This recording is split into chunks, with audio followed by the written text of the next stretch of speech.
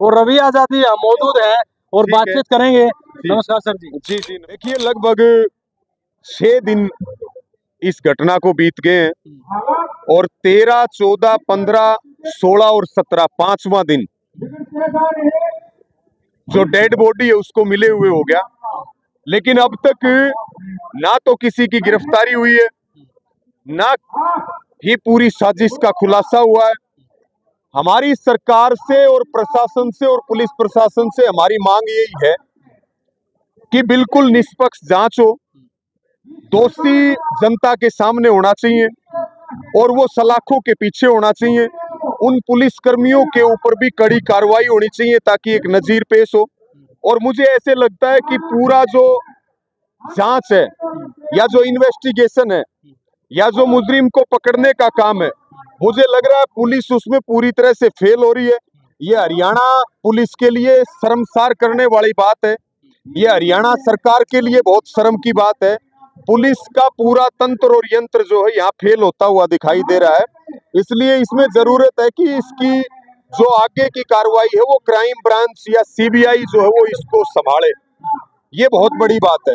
अब तक फुटेज नहीं आई और जब कंप्लेंट लिखवाने गए तो बोला बेटी भाग रही है, थोड़ी बहुत देर में आना, ये बात देख लो। बहुत सारे मुद्दे हैं, यानी इससे अकेला को मिली भगत से बहुत सारी बात है। जनता में बहुत आक्रोश है और जनता में आक्रोश आपको डिगावा में दिखाई दे रहा है और पूरे प्रदेश में, और मैं बात करूं कि पूरे देश में बहुत गुस्सा और आक्रोश है। और हरियाणा में इस तरह का जघन्य हत्याकांड, इस तरह की निर्मम हत्या पहली बार हुई है और इतना समय बीतने के बाद भी पुलिस के हाथ खाली हैं। तो मैंने पहले भी कहा था और अब भी कह रहा हूं, ये लॉ एंड ऑर्डर के लिए अच्छी बात नहीं है, ये बड़ा गंभीर मुद्दा है। और हमारा ये है, हम जब तक बैठे हैं और सब लोग जब तक लड़ाई लड़ेंगे, जब तक दोषी सलाखों के पीछे जहां उनकी जगह है वहां तक नहीं पहुंच जाएंगे, तब तक हम लड़ाई लड़ेंगे। अभी तक तो देना तो फुटेज निकले 72 घंटे का अल्टीमेटम कल शाम को दिया था 6:30 बजे। उसके बाद हम आगे का कड़ा निर्णय, जो हमारी कमेटी है वो आगे का फैसला लेगी और वो जो भी कड़ा फैसला लेगी निश्चित तौर पे उसकी जिम्मेदारी शासन और प्रशासन की है। जी, हाँ जी। ये अपराध भी निर्भया हत्याकांड से कम नहीं है। जो बेटी के साथ में हुआ है, रेप के साथ साथ में उसमें तेजाब डालने की, उसका शरीर का पूरा नष्ट करने की, ये छोटा काम नहीं है। ये इतना देखो जी, ना तो अभी तक फुटेज निकली, ना कोई भी बंदा जो 3 दारू पी के बैठे थे कॉलेज में। आजकल इतना हाईटेक जमाना है, आईटी का जमाना है, 1 मिनट में आदमी की फोन की लोकेशन निकल जाती है, 1 मिनट में सारी चीजें मिल जाती है। तो कहीं न कहीं प्रशासन फेल हो रहा है और प्रशासन को संज्ञान लेना पड़ेगा। वो संज्ञान नहीं लेंगे तो अभी तो यहाँ पे धरना प्रदर्शन हो रहा है, ये धरना प्रदर्शन पूरे हरियाणा में होगा, फिर पूरे भारत में होगा। तो इसको किसके जिम्मेदार मान लोगे इस बात के लिए? देखो, इसकी जिम्मेदार तो सरकार है, क्योंकि सरकार को सौंपा सब कुछ और हमने सोची समझी सरकार बनाई हुई है। सरकार से उम्मीद करते हैं कि जल्द से जल्द किसी निर्णय में पहुंचे।